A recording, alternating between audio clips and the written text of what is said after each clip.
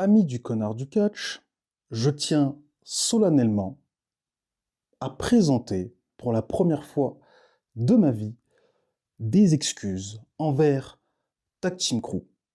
Ross, qui m'a d'ailleurs au passage donné ce magnifique merchandising, Tony Khan n'a pas maîtrisé son catch. La Zumba, la Mercedes Moné avec Camille qui sert strictement à rien, non franchement. Non, franchement les gars, c'était pas chaud, hein, c'était pas chaud. Mickey James, c'est ma daronne, c'est ma daronne.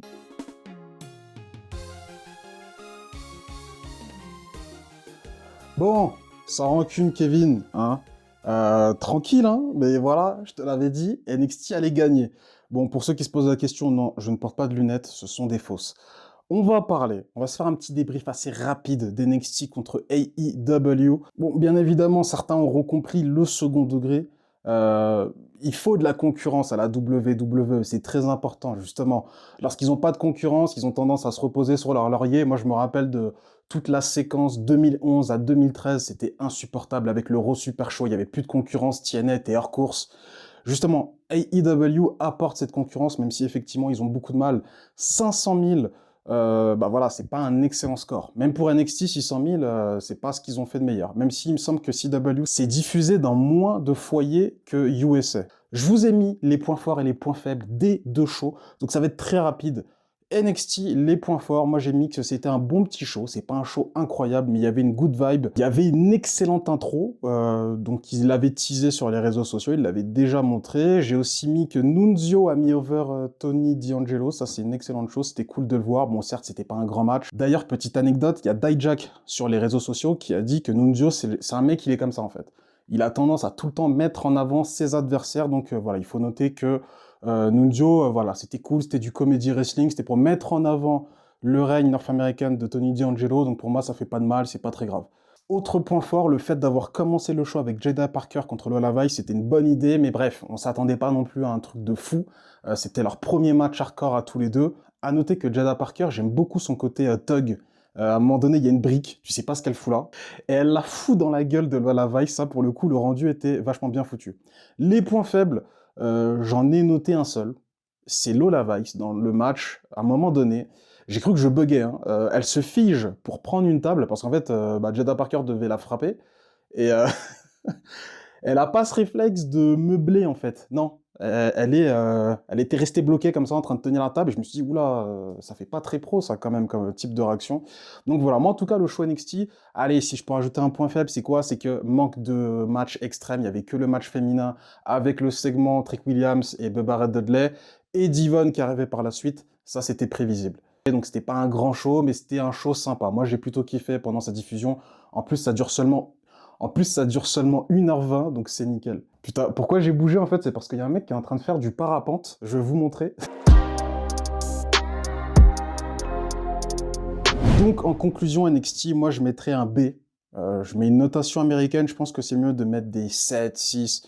Ouais, je mettrais B. B pour le show NXT. AEW, je vais commencer avec les points faibles. Alors déjà, le Hurt Syndicate. Comme vous le savez, je suis un grand fan de Shelton Benjamin, mais pour moi, cet opener, sur les réseaux, ils l'ont vraiment mis en avant, je vous l'avais dit dans la vidéo, je m'attends à un truc de fou, je pensais que ça serait en main event, qu'il y aurait vraiment les premiers mots de Bobby Lashley face à Swerve, et j'étais extrêmement déçu. MVP est excellent au micro, mais en fait, on n'a strictement rien appris. Ils nous ont remis la même sauce que d'habitude, donc voilà, on est le Hurt Syndicate, on veut faire du business, on veut être les meilleurs, nanani nanana. Swerve, voilà, on savait qu'il allait affronter Bobby Lashley. Swerve arrive et il dit seulement 3 mots. Bobby, full gear. Voilà. Ton opener, il est éclaté au sol. Il pue la merde. Je suis désolé de le dire, mais je suis vraiment déçu là du Hurt Syndicate. J'espère que par la suite... En tout cas, pour moi, Tony Khan, il avait l'occasion de faire un truc vraiment dantesque avec les premiers vrais mots de Bobby Lashley au sein de la fédération. Une promo où il prend la parole, où il met un coup de pression à Swerve. T'aurais fait ça aurait fait réagir le public. Là, le public, il a même pas réagi. Alors, ça va remonter d'ici Full Gear, mais là, je suis désolé. T'as NXT en face, t'avais moyen justement de mettre le paquet sur ce segment. Et je suis désolé, ils ont fait le strict minimum. Donc là, à ce niveau-là, je suis extrêmement déçu. Autre point faible, le Adam Cole contre Malakai Black. Sur le papier, c'est excellentissime. Moi, j'ai pas compris. J'ai l'impression qu'Adam Cole, dans ce match, il n'était pas en condition physique. À un moment, il trébuche. Bon, ça se voit que c'était pas du tout scripté. Déjà, de base, l'intensité du match, je l'ai pas trouvé incroyable. Alors attention, c'est pas parce qu'un match n'est pas intense qu'il est mauvais. Mais là, pour le coup, c'est le cas. Je me suis fait chier devant le match. Adam Cole, comme je vous l'ai dit, moi, j'ai l'impression qu'il avait un problème au niveau de l'endurance. Et puis la fin, j'ai pas compris. Malakai Black qui se met en position assise et qui dit c'est bon, finis-moi. J'ai vu que sur les réseaux sociaux, il y avait seulement 5 minutes, moins de 5 minutes allouées au match féminin.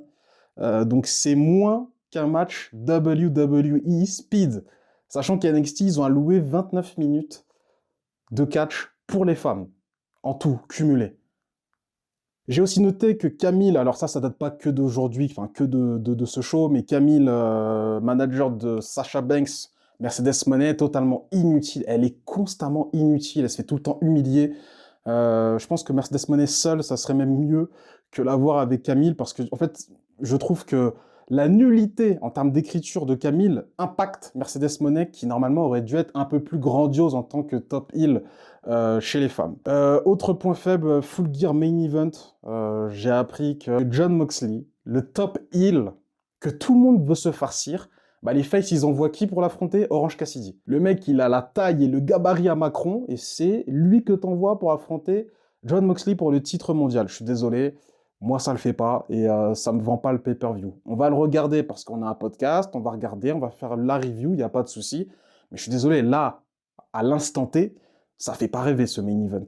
Et les points forts, j'en ai noté deux. Conglomeration contre Learning Tree. Rappelez-vous, je vous avais dit que moi, j'attendais absolument rien de ce match. Et au final, le match était extrêmement divertissant. Il était plus ECW que tout le show NXT ECW. Faut dire les faits, faut dire les termes, faut dire la vérité. Là, pour le coup, c'était extrêmement divertissant. Et puis le finish avec Jey Briscoe, c'était excellentissime. Moi, j'ai beaucoup adoré. Et pour terminer, bah, Christian au micro, toujours excellentissime. Donc voilà, j'ai rien de plus à dire, mais je suis pas étonné. Je suis pas étonné qu'NXT ait gagné. Tony Khan, je suis désolé, il a pas fait un booking de vaillant pour montrer, voilà, ma marque. C'est la numéro 2 dans le monde du catch. Je suis en face de votre 3e show télévisé. J'ai envie de montrer que notre premier show à nous, il éclate votre 3e show. Non, là, c'était kiff-kiff. C'est un peu gênant. En tout cas, bref, on se retrouve très prochainement pour d'autres contenus sur la chaîne YouTube Tag Team Crew. Prends soin de toi. On se dit à plus. Peace.